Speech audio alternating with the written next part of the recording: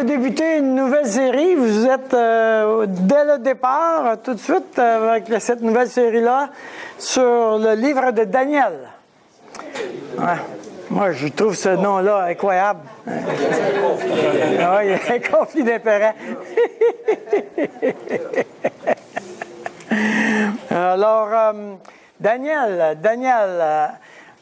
juste vous présenter rapidement un survol du livre d'abord, juste pour dire que Daniel est considéré comme le livre de l'Apocalypse de l'Ancien Testament. Alors, tu as l'Apocalypse dans le Nouveau Testament, mais tu as aussi l'Apocalypse dans l'Ancien Testament. Et Daniel nous parle de la fin des temps dans l'Ancien Testament.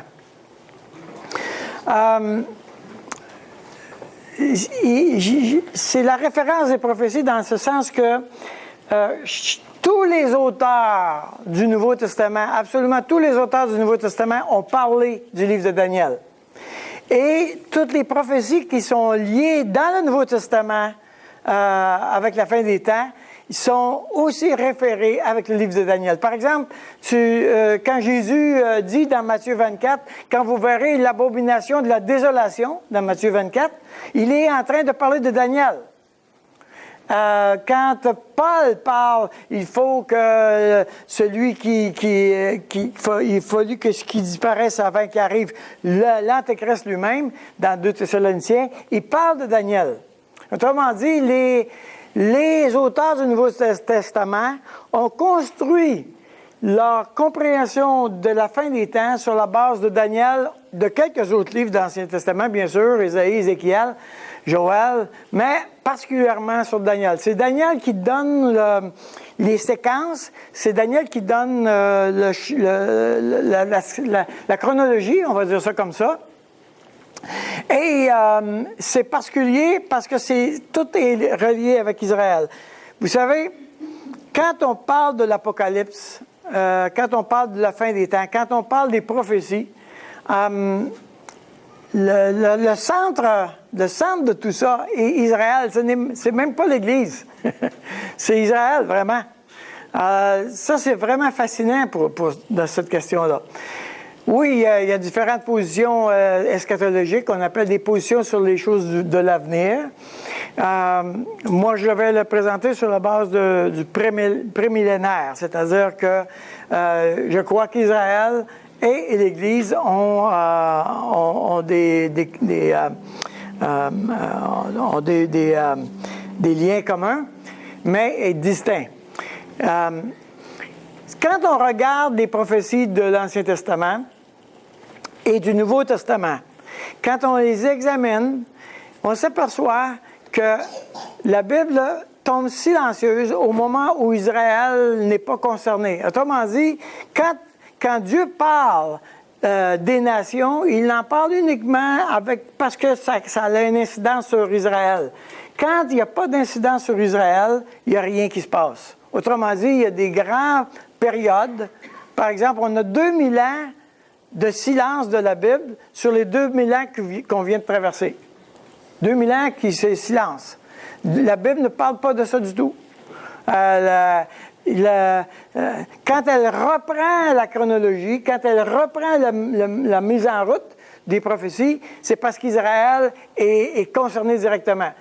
Généralement, il est dans son pays où il va sortir du pays. Mais, alors, autrement dit, qu'est-ce qui arrive à Israël? C'est ce qu'on va entendre dans la prophétie. L'Église a été greffée à Israël, a été greffée comme une greffe artificielle, pas artificielle dans le sens qu'il y a de la vie, mais la racine fondamentale, c'est Israël. Okay? Donc, c'est vraiment important de savoir que l'ensemble des prophéties est premièrement, fondamentalement relié avec Israël, et nous, comme Église, quelquefois, ça nous affecte. Ça nous affecte. En même temps, qu'est-ce qui est arrivé à Israël? Ça fait partie des leçons de vie pour comprendre Dieu. La Bible elle nous dit, ces choses ont été écrites pour vous servir d'exemple dans Corinthiens. Okay? Alors, Israël devient une leçon d'objet, si vous voulez, pour l'Église. C'est-à-dire que ce qu'on voit, ce qu'Israël a fait, ou correct ou pas correct, on le voit, on peut voir que ça va arriver pour l'Église. Comment Dieu traite Israël nous informe de comment Dieu va nous traiter. Voici comment Dieu traite Israël. Voici, ça, c'est mon peuple. Il dit, Israël, c'est mon peuple. Mais regardons comment il traite son peuple. OK? Et c'est fascinant. C'est fascinant. Ce qui est le plus fascinant, c'est que Dieu utilise les nations ailleurs pour juger son peuple quand son peuple n'est pas correct, quand son peuple pêche contre Dieu. Dieu utilise les nations pour juger son peuple. Puis après qu'il l'a fait, il dit aux nations, vous avez touché à mon peuple, vous allez payer pour. Il n'y a pas question que vous touchiez à mon peuple. Alors, les nations viennent et ils disent, ah, regarde comment on est bon. Puis, hein, franchement, honnêtement, là, je pensais à ça cette semaine. J'ai vraiment peur pour le peuple allemand. Hein? Wow! Ils ont touché au peuple de Dieu vraiment solide. Les Polonais, les Russes, ils ont touché au peuple de Dieu solide. Et croyez-moi, j'écoutais un rabbin juif, de temps en temps, j'en écoute. C'est bien intéressant. J'écoutais un rabbin juif qui racontait que il est très rare que le peuple juif est demeuré dans un pays plus de 100 ans. N'importe quel pays, ils ont presque toujours été exclus, sortis du pays. Ils les ont jetés dehors, à l'intérieur de 100 ans. Alors, évidemment, peut-être que ça ne s'applique pas pour les petits groupes, là, mais quand c'est une communauté moindrement importante, ils demeurent rarement dans un pays plus que 100 ans. Ça fait partie de Deutéronome 28. Ça fait partie de la malédiction de Dieu. Si vous obéissez pas, vous serez étrangers, vous ne serez jamais reçus dans aucun des pays. Il y a même un rabbin qui prend Deutéronome 28, toutes les malédictions d'Israël pour démontrer que Dieu existe. C'est vraiment faire la démonstration par son contraire. Mais quand même, c'est vraiment intéressant que toutes les prophéties reliées à la malédiction d'Israël dans Deutéronome 28 s'accomplissent, littéralement. Ça, c'est un autre point. C'est que nous allons aller vers... vous savez, il y en a beaucoup de prophéties. Nostradamus. Hein? La lune se lèvera du côté brillant pour s'éteindre à l'aurore du ciel clair. Bon, n'importe quoi, je dis n'importe quoi, là. Mais, je veux dire, c'est une affaire de même, là. C'est pareil comme quand tu lis ton horoscope dans les journaux. Hein? Aujourd'hui, ça va aller mal. Il y a quelqu'un qui va vous contrarier. Ben oui, il y a toujours quelqu'un qui se contrarie, surtout si tu es marié.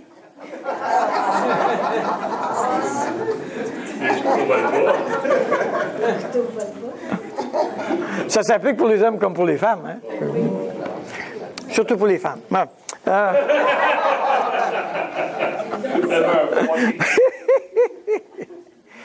Ben, là, quand la Bible elle parle des prophéties, elle ne parle pas ça comme ça.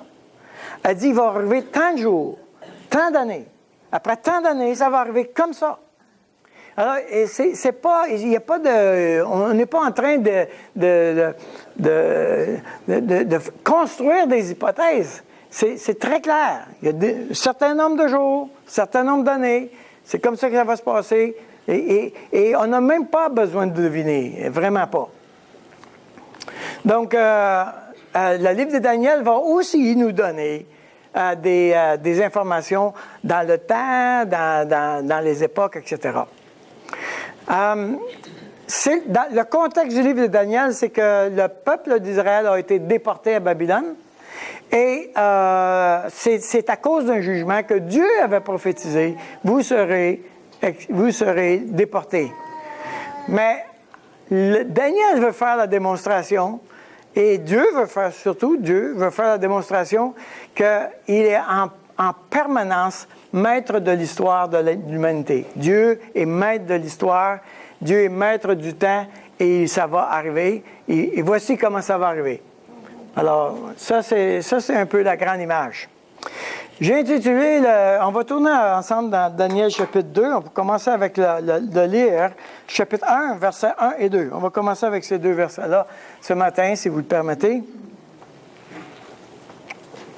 Daniel chapitre 1, versets 1 et 2.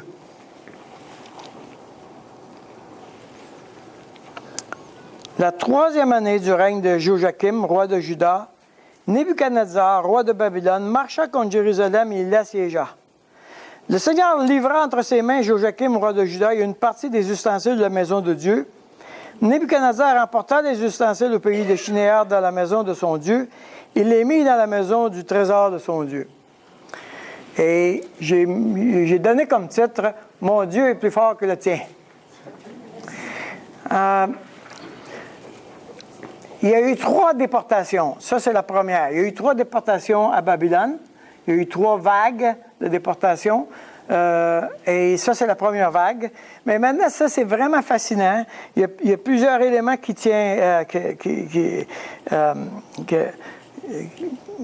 sont à noter.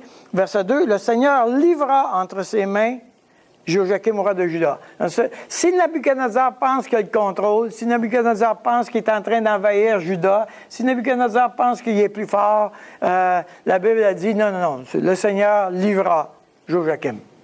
C'est moi, Dieu, qui contrôle les nations, puis j'utilise les nations pour poser un acte de jugement envers mon peuple. Donc, le Seigneur livra, et là, imaginez, il ne parle pas des gens qui ont déporté. Il ne parle de rien. Il parle juste qu'il a amené une partie des ustensiles de la maison de Dieu, puis il a utilisé les ustensiles, puis il les a mis dans la maison de son Dieu. C'est intéressant. Hey, pensez-vous qu'il se passe plus de choses que ça dans une guerre que d'amener les ustensiles d'un temple dans un autre? Franchement. Pourquoi c'est si gros que ça? Pourquoi est-ce que c'est tellement gros qu'il s'occupe juste de ça? Il ne s'occupe pas des milliers de personnes qui ont été déportées. Imaginez. Ils n'ont pas parlé des autres du tout. Il a parlé des ustensiles. Et ça va donner le ton du livre. Ça va donner le ton du livre.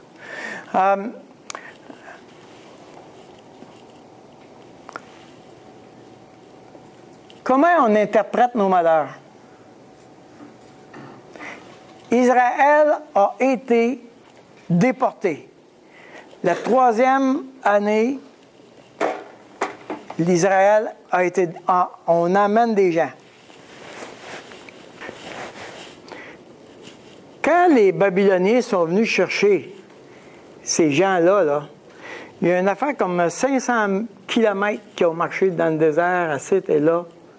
Ils ont été, les autres, là, pensez qu'ils ont dit, préparez vos passeports, organisez-vous, faites faire vos vaccins, vous allez voyager. Non.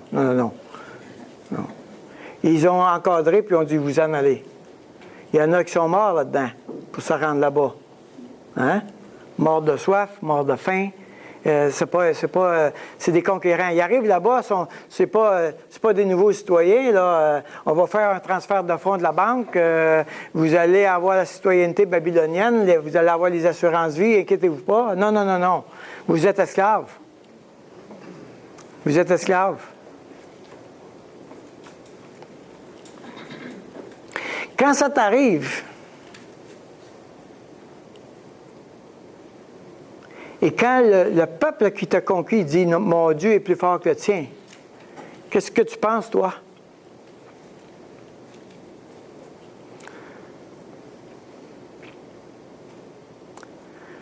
Quand on arrive quand ça va pas bien,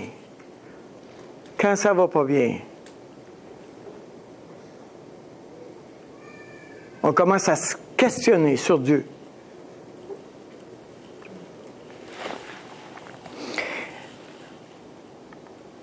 Et là, on s'installe avec le doute. Pourquoi? Parce qu'on commence à interpréter nos malheurs. Dans le Nouveau Testament, il y avait une tour qui est tombée, puis on dit, est-ce qu'il a péché? On commence à interpréter, on cherche à trouver la raison pourquoi est-ce que j'ai eu ce malheur-là. Est-ce que Dieu était choqué après moi? Comment ça se fait que Dieu est supposé de prendre soin de moi, il ne prend pas soin de moi? Nous, le peuple de Dieu, on est le peuple juif, on est le peuple élu, nous avons le vrai Dieu, c'est pourquoi il n'a rien fait avec nous autres, il nous fait vivre cet esclavage-là.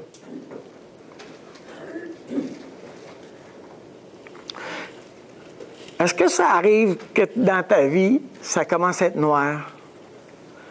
La vie chrétienne, ça vient noir.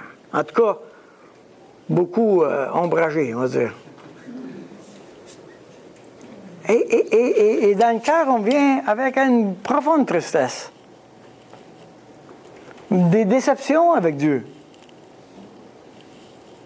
Pourquoi Dieu ne fait rien? Je le prie.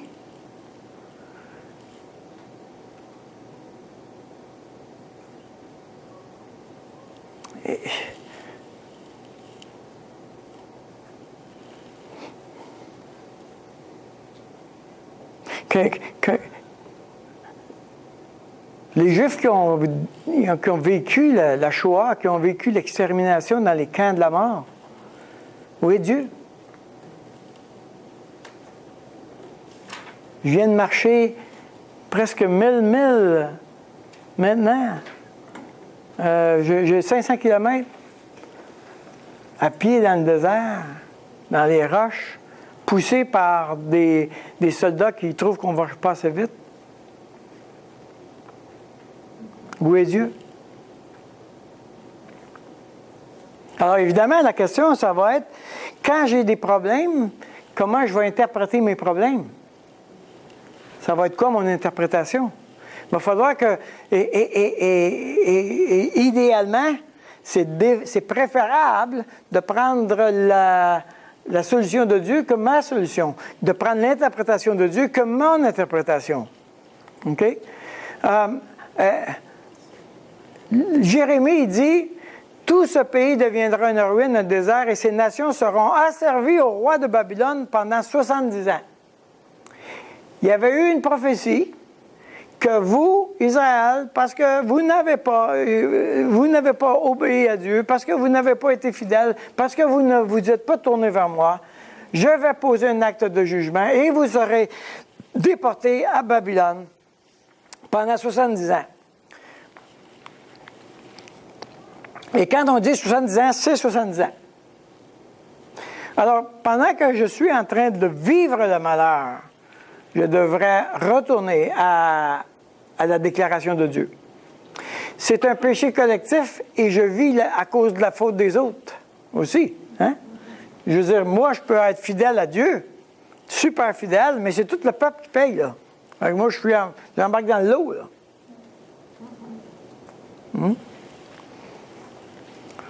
Alors, j'ai besoin d'apprendre à interpréter mes malheurs, d'apprendre à interpréter ce que je vis par rapport à ce que Dieu dit. Est-ce que Dieu dit, quand tu vas être un croyant, inquiétez-vous pas, vos hypothèques vont se payer tout seuls, vous ne tomberez pas malade jamais, il n'y a aucune manière que vous perdiez votre emploi. Si vous voulez, au moment où vous allez envoyer votre CV, vous allez avoir tout de suite un emploi.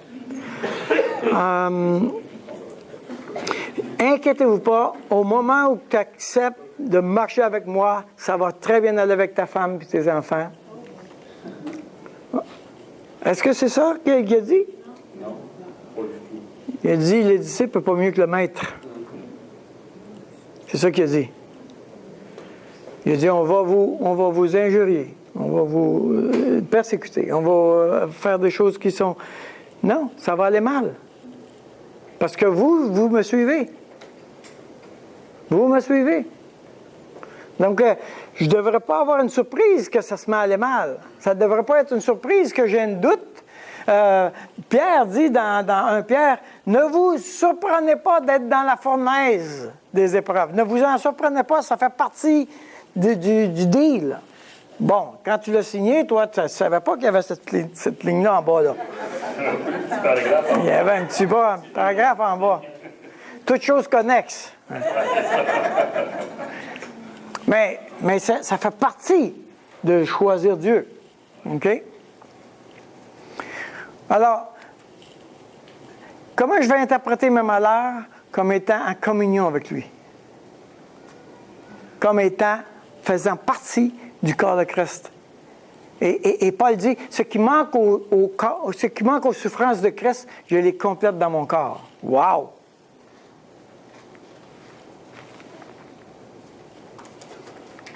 J'ai un chant ici qui me semble là, un chant à la fois très triste, mais à la fois une déclaration, une nouvelle déclaration de mon cœur. Le croyant a un cœur qui veut aller vers Dieu. On va chanter ensemble. Mon Dieu, plus près de toi, plus près de toi, c'est le mot de ma foi, plus près de toi. Dans le jour où l'épreuve déborde comme un fleuve, garde-moi près de toi, plus près de toi. Est-ce que vous êtes d'accord avec moi d'entrer dans la file des déportés juifs? Êtes-vous prêts à embarquer dans la file qui s'en va à Babylone et de chanter avec eux ce chant-là? Tout le monde le chante, les Juifs le chantent, nous on le chante, on s'en va à Babylone. Plus près de toi, Seigneur, plus près de toi. Tiens-moi dans ma douleur, tout près de toi. Alors que la souffrance fait son œuvre en silence, toujours plus près de toi. Seigneur, tiens-moi, plus près de toi toujours, plus près de toi. Donne-moi ton secours, soutiens ma foi. Que Satan se déchaîne, ton amour me ramène toujours plus près de toi, plus près de toi. Mon Dieu, plus près de toi, dans le désert, j'ai vu plus près de toi ton ciel ouvert. Pèlerin, bon courage, ton chant brave l'orage. Mon Dieu, plus près de toi, plus près de toi. Oui, il y a un élément de tristesse quand on est déporté, quand on vit les malheurs, quand on subit le péché des autres. Mais en même temps, il y a une déclaration dans mon cœur comme croyant, je veux rester accroché à toi. Je veux persévérer. Quoi que ce soit qui arrive. Le deuxième, non seulement il y a l'interprétation de nos malheurs, mais il y a aussi la comparaison de nos malheurs. Ça fait encore plus mal. Quand je me compare, On dit quand on se compare, on se console, mais croyez-moi qu'en général, quand on se compare, on se trouve mal. Parce qu'on se compare vers quelque chose qu'on aimerait avoir, qu'on n'a pas. En général. On n'est pas en train de se comparer, peut-être pour se consoler, mais en général, la raison pourquoi on est un peu déprimé, c'est parce qu'on se compare, puis on n'a pas comme on aimerait avoir. Vraiment. C'est pas rare qu'on entend des croyants dire « Il me semble que les inconvertis, les autres, ça va bien, les affaires. » Hein? Il y en a un qui a pensé ça aussi, le psalmiste au psaume 73.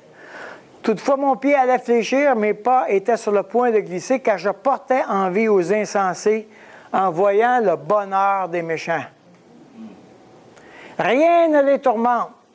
Jusqu'à leur mort et leur corps est chargé dans mon poing.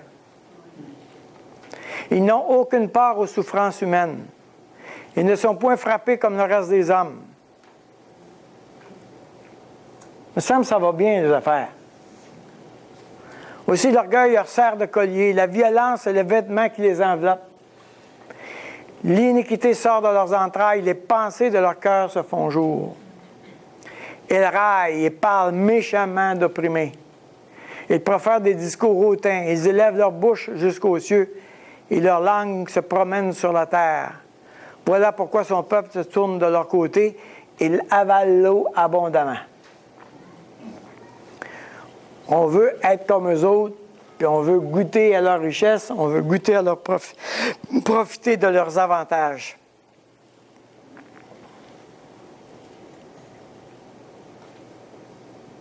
Je ne sais pas pour vous, moi, des fois, je me compare. Ça m'arrive. Une petite faiblesse. Surtout quand je passe dans des quartiers huppés, des grosses cabanes. Hein? Tu arrives dans un secteur, des grosses cabanes, 2, 3 garages. Hey, ça, c'est le fun. Des grosses cabanes. Tu te dis à toi-même, veux-tu pas me dire comment ils ont fait pour payer ça? Comment ils font pour payer une affaire de même? Mais je n'irais pas ça. Piscine intérieure.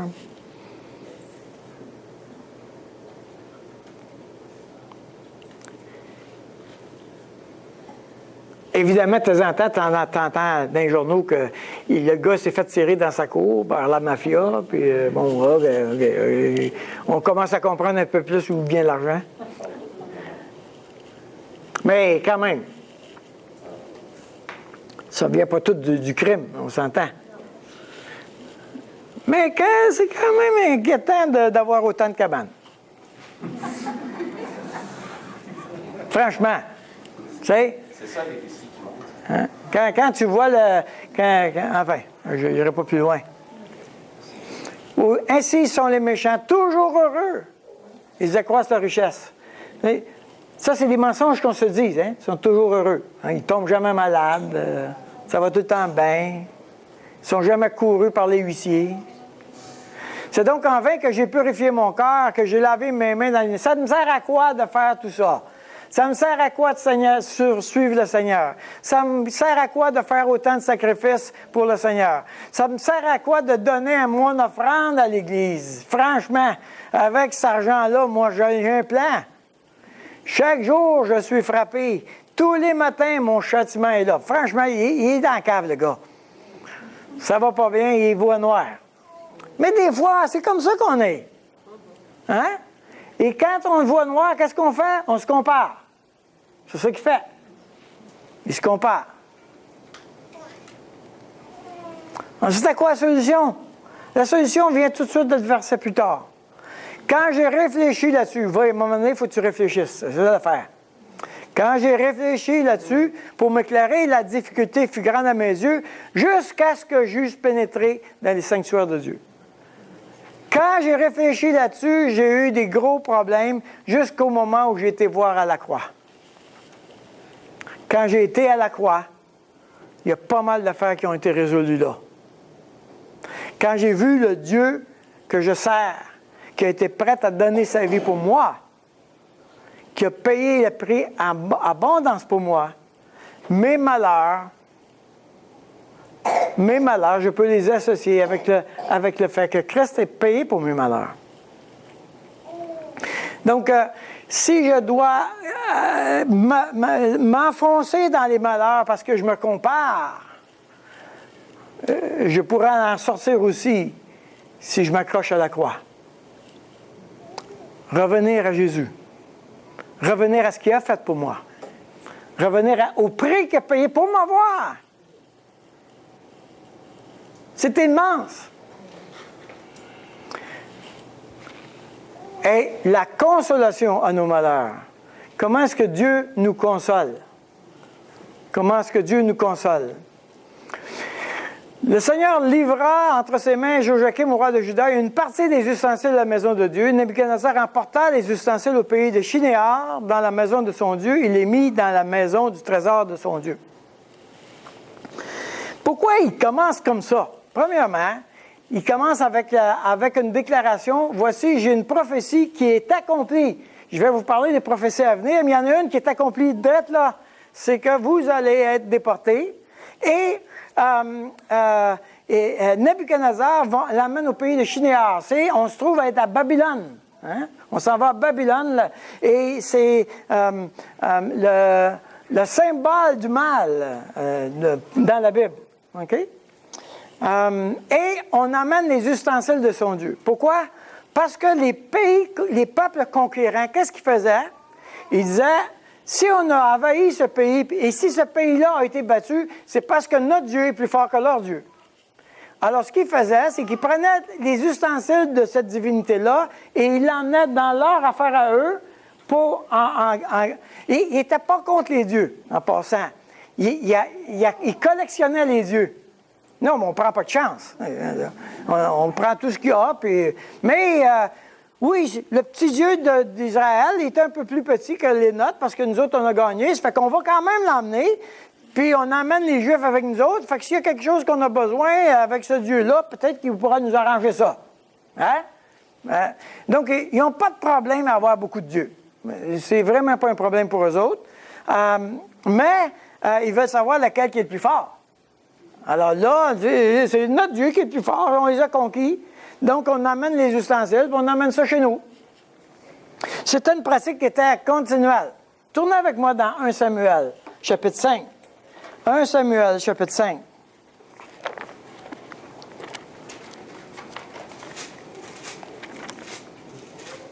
J'ai juste après un roi, là.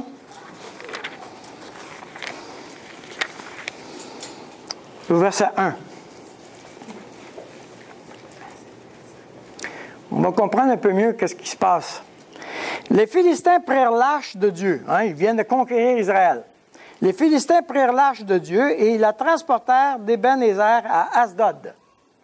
Après s'être emparés de l'arche de Dieu, les Philistins la firent entrer dans la maison de Dagon et ils la placèrent à côté de Dagon. Ben oui, parce que là, Dagon est plus fort que Yahvé. Alors, on va l'amener dans notre temple. OK? Ils s'arrangeront ensemble, ces dieux-là, là. Mais Noé, on n'a pas besoin d'avoir peur. Notre Dieu est plus fort que leur. Le lendemain, les Asdodiens, qui s'étaient levés de bon matin, trouvèrent Dagon étendu de la face contre terre devant l'arche de l'Éternel. Ils prirent Dagon, ils le remirent à sa place. Le lendemain encore, s'étant levés de bon matin, ils trouvèrent Dagon étendu de la face contre terre devant l'arche de l'Éternel. La tête de Dagon et les deux mains étaient abattues sur le seuil. Il ne lui restait que le tronc. Tiens, toi.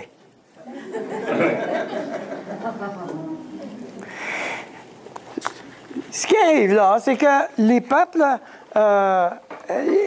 étaient continuellement en train d'examiner et d'évaluer la force des dieux. Et c'est quoi l'avantage de ce Dieu-là? Il y a un Dieu pour la récolte, il y a un Dieu pour la pluie, il y a un Dieu pour la guerre, il y a un Dieu pour ci, il y a des dieux n'importe quoi. OK?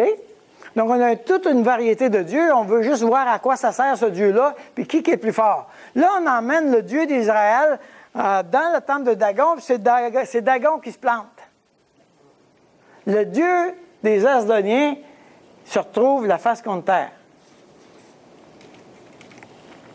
Ce que je veux dire par là, c'est qu'ils étaient en permanence en train de réfléchir sur les divinités. Hein? Nous, au Québec, on n'y pense pas trop. Mais eux autres étaient en permanence en train de réfléchir à ça. Quel Dieu est le plus fort, lequel qu'il faut s'occuper, etc.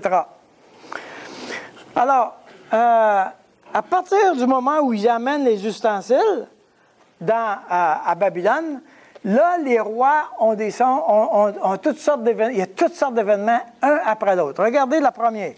Le premier, c'est le songe. Le songe, Nebuchadnezzar a un songe et il fait venir tous les astrologues, les magiciens, tous les prêtres et toutes les divinités qu'il y a là, toute la gang Mais là, il a dit, dites-moi qu'est-ce que ça veut dire. Ben, ils ont dit, dis-nous c'est quoi ton songe, puis on va te dire qu'est-ce que ça veut dire. Non, je l'ai oublié. Dites-moi qu'est-ce que j'ai rêvé, puis après ça, vous me donnerez. Moi, j'aurais fait la même affaire, franchement. N'importe qui peut faire une interprétation de n'importe quel songe si je donne mon rêve, hein? Non? Alors, quand vous allez voir quelqu'un qui interprète les rêves, demandez-lui, dis-moi mon rêve avant de me l'interpréter. Hein?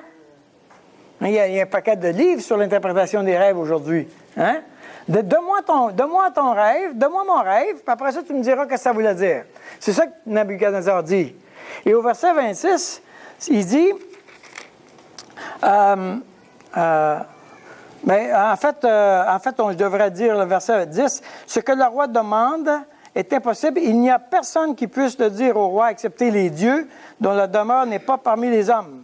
Ça, c'est les prêtres de toutes les divinités. Hein? Il répond. Le roi se mit en colère et s'irrita violemment. Il ordonna qu'on fasse périr tous les sages de Babylone. La sentence fut publiée, les sages étaient mis à mort, et l'on cherchait Daniel et ses compagnons pour le faire périr. Autrement dit, Nebuchadnezzar est en train de dire, cette affaire de divinité-là, c'est de la bouillie pour les chats. Il n'y a personne ici, il n'y a pas une divinité qui est en train de me dire quoi faire.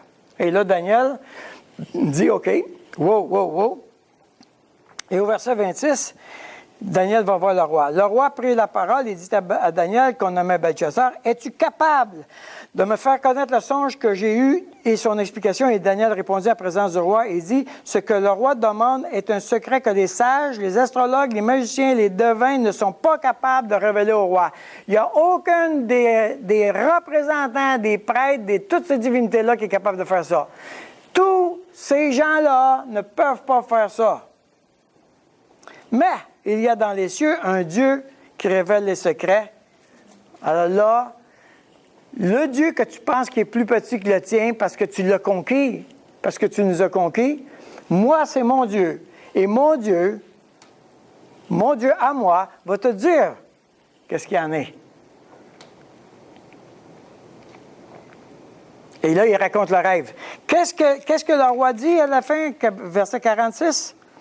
Alors le roi Nebuchadnezzar tomba sur sa face et se prosterna devant Daniel, et il ordonna qu'on lui offre des sacrifices et des parfums. Le roi dressa la parole à Daniel et dit, en vérité, votre Dieu est le Dieu des dieux. Wow! Là, Daniel a fait le point. Hein? Tu penses que ton Dieu, tu penses que les divinités, ils sont soumis à notre Dieu. Notre Dieu à nous est plus faible que le sien parce que tu nous as déportés, parce que tu nous as emmenés là. Non. Notre Dieu est le plus fort. Notre Dieu est le plus fort. Et Nebuchadnezzar dit, c'est vrai, il est le plus fort. La deuxième, c'est la statue. Nebuchadnezzar fit une statue d'or. Il fait une statue d'or, tout ça, puis il demande à tout le monde de l'adorer. Verset 5, au moment où vous entendrez le son de la trompette, du chalumeau, de la guitare, de la septième, du psalterion, de la cornemuse et toutes sortes d'instruments de musique, vous vous prosternerez et vous adorerez la statue d'or qu'a élevée le roi Nebuchadnezzar. Alors, je vous demande d'adorer ce Dieu-là. OK? Et évidemment, Daniel dit, non, moi, je n'adorerai pas ce Dieu-là. Et qu'est-ce qu'ils font? Ils sont envoyés dans la fournaise ardente. Alors, Nebuchadnezzar s'approcha de l'entrée de la fournaise ardente et prenant la parole, il dit, Shadrach, Meshach et Abednego, serviteurs de Dieu suprême, sortez et venez. Et Shadrach, Meshach et Abednego sortirent du milieu du feu. Et au verset 29, Voici maintenant l'ordre que je donne tout homme, à quelque peuple, nation ou langue qu'il appartienne, qui parlera mal du Dieu de Shadrach, Meshach et Abednego sera mis en pièces. OK? Il faut prendre au sérieux ce Dieu-là. Et il n'y a pas question maintenant qu'on touche à ce Dieu-là. Ça, c'est la deuxième information. Troisième, le grand arbre. Là, maintenant, on a encore Nabuchodonosor a encore une vision, au verset 26. Ça dit que l'ordre de laisser le tronc où se trouvent les racines de l'arbre signifie que ton royaume te restera quand tu reconnaîtras que celui qui domine est dans les cieux. Quand tu vas reconnaître ce Dieu-là, le Dieu d'Israël, quand tu vas reconnaître ce Dieu-là, OK, tu pourras revenir. C'est pourquoi, au roi, puisse ton conseil te plaire, mon conseil te plaire, mets un terme à tes péchés en pratiquant la justice et à tes iniquités, en usant de compassion envers les malheureux, et ton bonheur pourra se prolonger. Hey, Nebuchadnezzar, repens-toi. C'est ça que Daniel est en train de dire. Hey, tu sais que tu parlais de même un roi, lui, là, clic, la gueule, hein? Un peu dangereux, ça, là, de parler de même. T'es pécheur, tu fais mal, t'es pas correct, repens-toi. Si tu fais pas ça, tu vas errer comme un... Et évidemment, on voit qu'il est touché par la malédiction de Dieu. Et au verset 34, ça dit... Tous les habitants de la terre ne sont à tes yeux que néants. C'est Nabuchodonosor, il s'est converti, là. Et il agit comme il lui plaît avec l'armée des cieux et avec les habitants de la terre. Il n'y a personne qui résiste à sa main et qui lui dise « Que fais-tu » En ce temps-là, la raison me revint, la gloire de mon royaume, ma magnificence et ma splendeur me furent rendues. Mes conseillers et mes grands me redemandèrent. Je fus rétabli dans mon royaume et ma puissance me fit que s'accroître. Maintenant, moi, Nabuchodonosor, je loue, j'exalte et je glorifie le roi des cieux dans toutes les œuvres, dont toutes les œuvres sont vraies et les voies sont justes et qui peut abaisser ceux qui marchent avec orgueil. Wow! Nabuchodonosor a eu 3 événements pour démontrer, arrête de penser que le Dieu d'Israël est un petit Dieu. C'est le grand Dieu. Le grand Dieu. Maintenant, la descendance arrive. La descendance arrive. Regardez bien ça. Dans Daniel chapitre 5, le roi Belchassar, ça c'est la descendance de Nabuchodonosor, donna un grand festin à ses grands au nombre de 1000 et il but du vin en leur présence. Belchassar, quand il eut goûté au vin, il fit apporter quoi?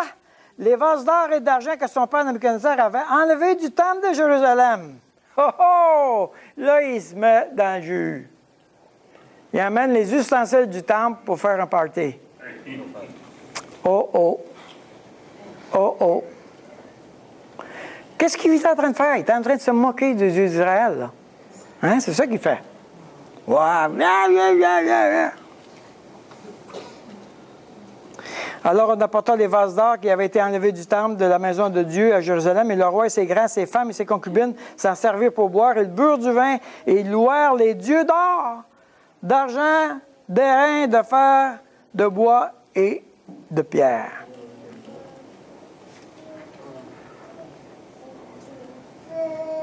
On s'amuse, on a du fun, le Dieu d'Israël, toi, tiens-toi. Hein? En ce moment, apparurent les doigts d'un homme, d'une main d'homme, et l'écrivirent en face du chandelier sur la chaux de la muraille du palais royal.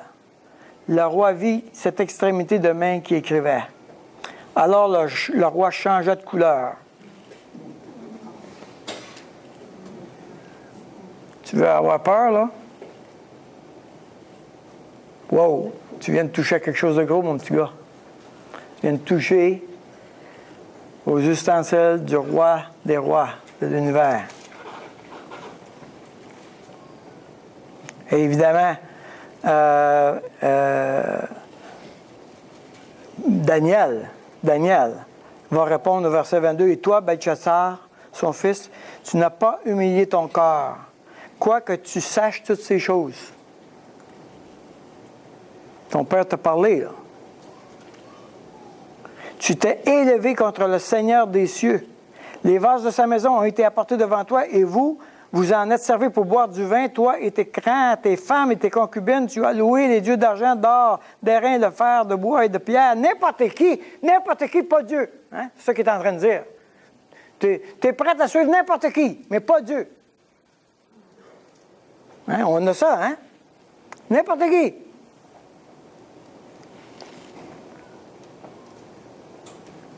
Qui ne voient point, qui n'entendent point, qui ne savent rien, et tu n'as pas glorifié le Dieu qui a dans sa main ton souffle et toutes tes voix. Mon Dieu est plus fort que le tien. Et Daniel vient pour chicaner le roi. Et il était puissant, hein? Daniel, je parle. Son témoignage était fort envers ces gens-là pour oser défier le roi. Écoute, tu fais pas ça, là. Normalement, tu fais pas ça, là. Regarde, il a ta vie dans ses mains, même s'il était bien fort, là. Mais non, lui, il dit, regarde, tu devrais te repentir, tu as touché à quelque chose de grave. Tu es prêt à adorer n'importe qui, tu es prêt à suivre n'importe qui, sauf le Dieu des cieux. C'est ça, notre société, hein? On est comme ça, là. On est prêt à suivre n'importe quoi.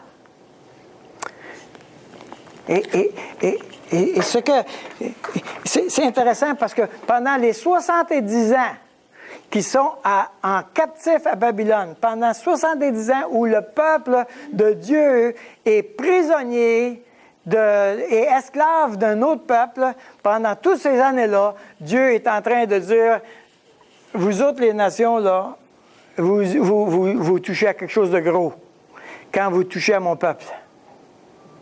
Parce que moi, je suis leur Dieu. Oui, tu peux y faire du mal, mais attention, je suis dans le tournant, moi, là. Mon Dieu est plus fort que leur Dieu. Et oui, temporairement, il peut y avoir des moments où j'ai le sentiment que je suis sur le mauvais bord, on va dire ça comme ça. Mais Dieu demeure présent avec Israël, même dans leur déportation, même dans un temps de jugement, même dans un temps où il est en train de chicaner Israël parce qu'ils ne sont pas fidèles, il demeure fidèle et il continue avec eux. Et on va voir, on peut le voir aussi avec la reine Esther, n'est-ce pas? Et on planifiait de tuer tout le monde. Et Dieu utilise la reine Esther pour faire arrêter ça. Et voilà que Haman, il se fait ridiculiser. Celui qui voulait tuer tout le monde.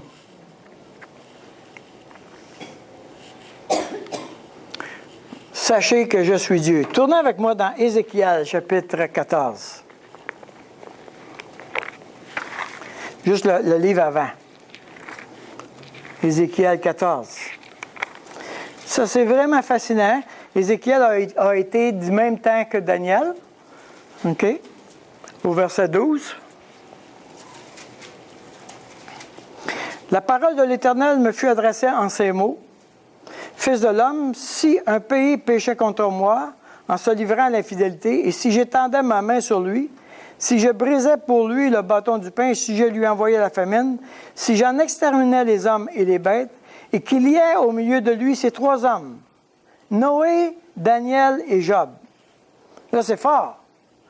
Parce que Noé est mort, évidemment, Job est mort, puis Daniel est vivant, et Daniel consacre Ézéchiel consacre Daniel. Et Dieu affirme ce témoignage-là. Si je faisais parcourir le pays par des bêtes féroces qui le développeraient, s'il devenait un désert où personne ne passerait à côté à cause de ces bêtes, et qu'il y ait au milieu de lui ces trois hommes, je suis vivant, dit le Seigneur l'Éternel, et il ne sauverait ni fils ni fille, eux seuls seraient sauvés, et le pays deviendrait un désert.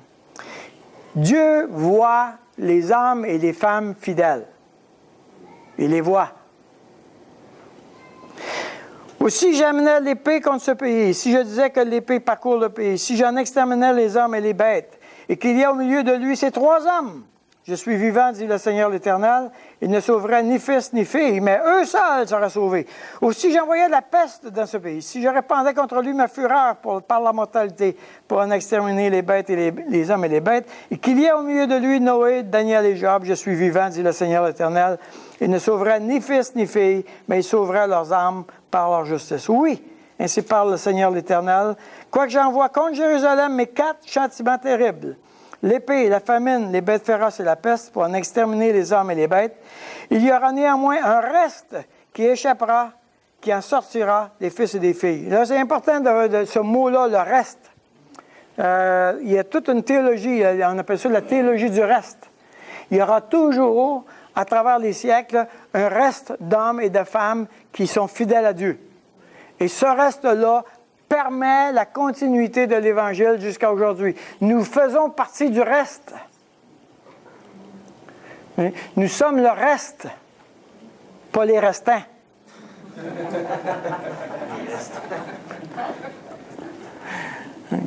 Nous sommes le reste de tous les hommes. Quand Dieu cherche des hommes justes, des femmes qui ont reçu la grâce de Dieu, qui ont tourné leur cœur vers le Seigneur. Quand Dieu cherche ces hommes et ces femmes-là, il y a un petit reste. Nous sommes ceux-là. Il y aura néanmoins un reste qui échappera, qui en sortira des fils et des filles. Voici, ils arriveront auprès de vous, vous verrez leur conduite et leurs actions, et vous vous consolerez du malheur que je fais venir sur Jérusalem, de tout ce que je fais venir sur elle. Dans tous les malheurs, dans toutes les difficultés que tu vas vivre, tu vas toujours avoir l'occasion de te consoler, de t'encourager, de voir d'autres hommes et femmes qui persévèrent.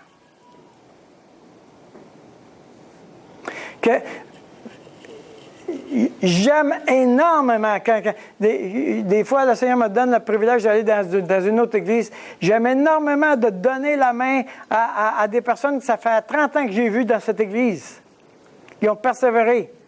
Eux autres m'encouragent énormément. Ils ont persévéré dans la foi. Ils ont suivi le Seigneur. Dans les monts et les vallées, dans les difficultés, dans les épreuves, ils ont resté fidèles à Dieu. Ils sont dans l'assemblée. Ça m'encourage. Et c'est ça qu'il dit ici. Ces gens-là vont vous encourager. Ils vous consoleront, verset 23, quand vous verrez leur conduite et leur action. Et vous reconnaîtrez que ce n'est pas sans raison que je fais tout ce que je fais. Un jour, vous allez comprendre que moi, Dieu, j'ai un plan, j'ai un dessein, je le fais arriver. Un jour, vous allez comprendre l'ensemble de l'image. Là, tu en as juste un morceau. Tu en as juste un morceau. Nous avons juste un petit morceau. Dieu nous dit, prends ce madrier-là, puis mets-le après cette cloison-là. On n'a aucune idée de l'image. Hein? Prends ce morceau de pierre-là, puis mets-le sur ce mur-là. On a de la misère à voir la cathédrale. On est trop proche du mur. Mais c'est important que je mette cette pierre-là là. Non? Il faut la mettre. Même si je ne comprends pas toute la grande image de Dieu, je fais partie de ce plan-là, et il est mon Dieu. Et il me dit, sachez que je suis Dieu, sachez que je suis Dieu, et partout où tu vas être, je vais me manifester. Partout.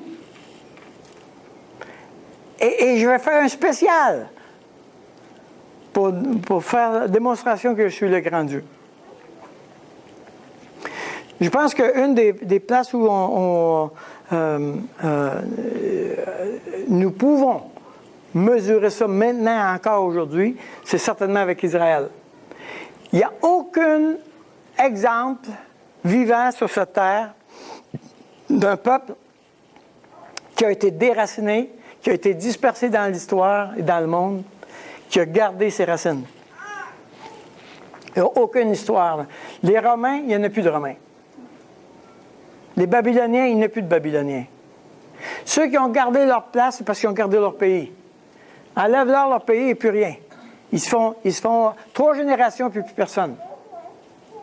Hein? Si tu vas au Massachusetts, okay, il y a un paquet de noms de francophones. Ils parlent tout anglais.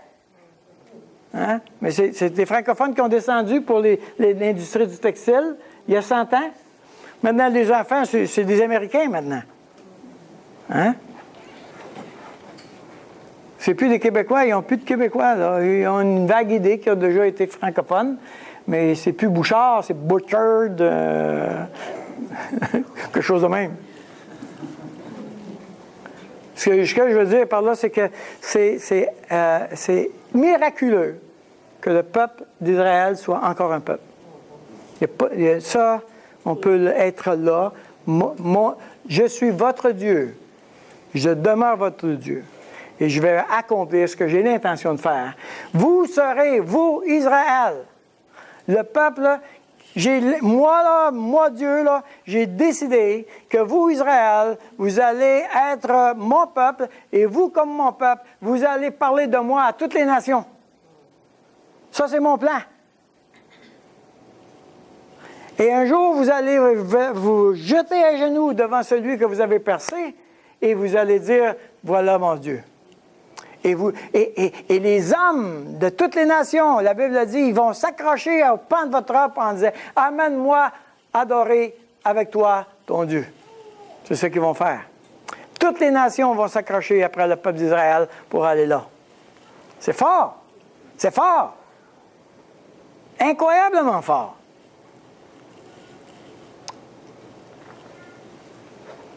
Et Paul dit dans Romains 11, si le fait que vous avez été hanté, c'est-à-dire greffé à l'arbre, a apporté tellement de bénédictions aux nations, imagine-toi quand Israël va revenir. Wow!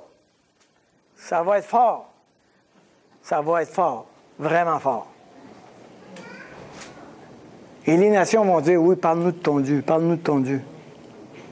Puis nous autres, on va être au ciel, aux noces de l'agneau. Hein? On va dire, hey, il commence à comprendre. Ah! C'est ça qu'on va faire.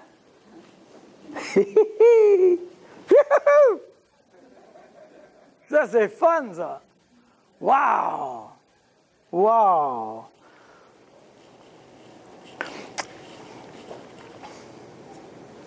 Avant qu'Israël règne, ils vont en baver. Avant que l'Église règne, elle va en baver.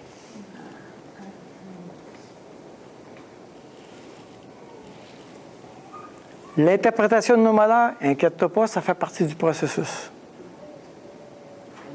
La consolation, Dieu demeure souverain sur l'histoire de l'humanité.